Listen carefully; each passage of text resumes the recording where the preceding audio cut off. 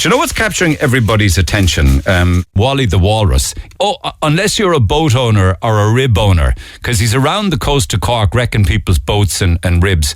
Don't know what he's doing in this part of the world, but he's giving people an awful lot of entertainment. Let's get them a little bit more background, actually, on our recent visitor to our shores. Padraig Whooley is with the Irish Whale Dolphin Group. He joins me by phone. Padraig, good morning. Good morning. Why is he in this part of the world? Why is he visiting? Well, we don't know, but we hope he's returning. He's trying to find a track that will take him back on a northbound passage. Walruses are just very visible when they're, when they're traveling, because they spend about 2/3 of their lives, it seems, resting, and that requires them to come ashore. Or in this case, he's not really coming to shore because he doesn't really need to, because he's finding all these wonderful platforms to rest on. But that's just a fact of their biology. They're large animals. They need to rest a lot, and he is doing large travels. If you think about it, the southernmost location he's been has been Bilbao and Santander in Spain. Didn't know that. We know that for a fact. Yeah, and we can join all these dots because he's got unique marking features. We can identify him, so there's no question it is the same animal who's done a minimum distance of 2,800 kilometres travel if you join up those dots. So he obviously is tired after these long tracks. I mean, the first place he arrived was Clonea Strand in County Waterford.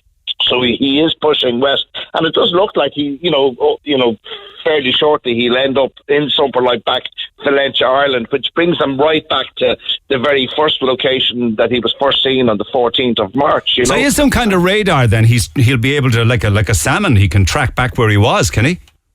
Well, we don't know, so it'll be very interesting to see if he actually does go right back to Valentia Island, because, that would hardly be a coincidence if he does. But after that, we really want to see him turn that corner at Slea Head, so he finally starts the track north. The big question is, can he get back? There's a lot of counter currents running down from the high Arctic, like the Faroese current. Can he actually get back? And he probably can. Most of the walrus experts, and we know next to nothing about walruses, but most of the people up on a place like Greenland and Svalbard who do know about sort of this species would say that they're very strong swimmers, and he should be able to. There's no real reason why he can't get back, and he looks in healthy condition. Like when we saw him first in March, Brendan Price of the Irish Seal Sanctuary was saying he looks to be in quite good body shape. Some people were saying, oh, he's skinny and the poor thing, would you look at him? He the first story that I read on Wally was that he was dying, and of course that was nonsense. Yeah.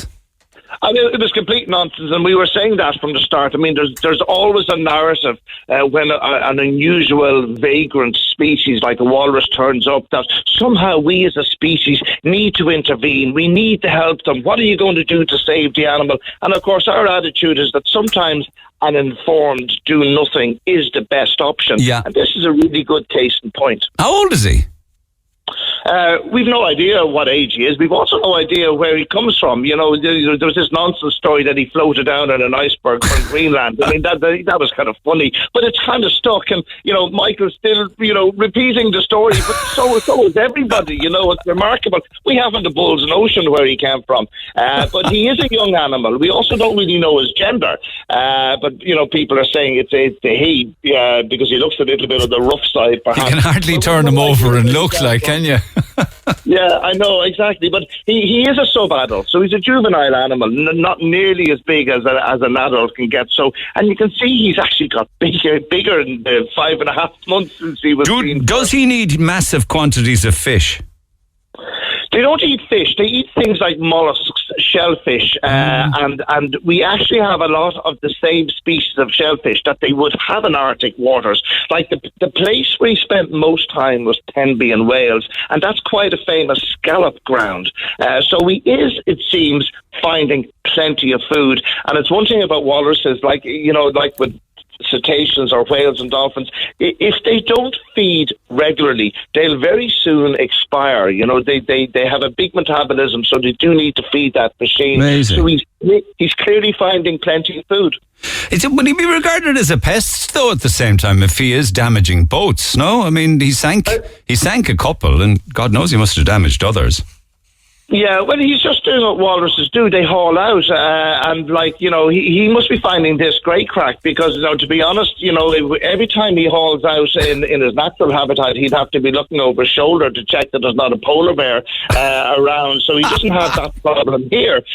So he is quite fortunate. But no, he is a protected species. And one thing we would urge, I went down with the family yesterday, and there were lots of people down at Dunning Cove yesterday watching him from land. Please leave the boats away. Don't go out on boats. There is a risk that it'll just become a little bit of a fungi type circus down there. If you can watch them perfectly well, bring a pair of binoculars, watch them from land. They are potentially, like every large mammal, they are potentially dangerous.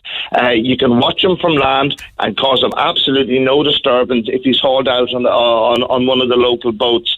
But there is the potential, as always, with wildlife, for this situation to go pear-shaped. Yes, okay. And the way of avoiding that is avoiding...